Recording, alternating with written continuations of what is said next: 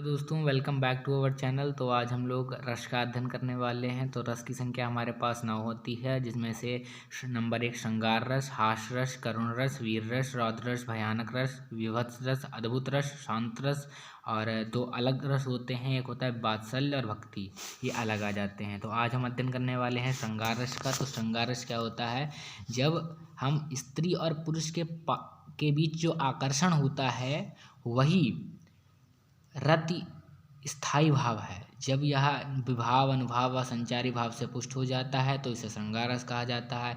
रति का क्या अर्थ होता है? रति का अर्थ होता है जो स्थायी भाव। क्या होता है? स्थायी भाव होता है जो हम मान किसी कविता को सुनकर या पढ़कर जो हमारे हृदय में जो भाव उत्पन्न होता है वही स्थायी भाव कहलाता है। अब कोई कविता है प्रेम वाली, तो अगर उसे हम पढ़ेंगे तो हमारे हृदय में प्रेम जागृत होगा। तो प्रेम क्या है? प्रेम को हम संस्कृत में कहते हैं रति। यहाँ तभी यहाँ पर रति स्थायी भाव है।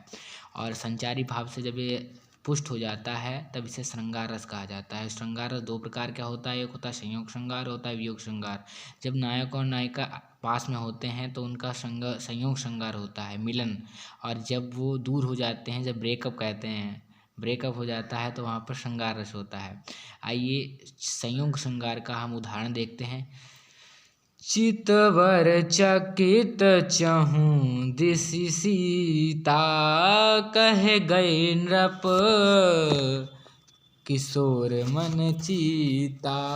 लता और तब सखिन लखाए, श्यामल गौर किशोर सुहाए।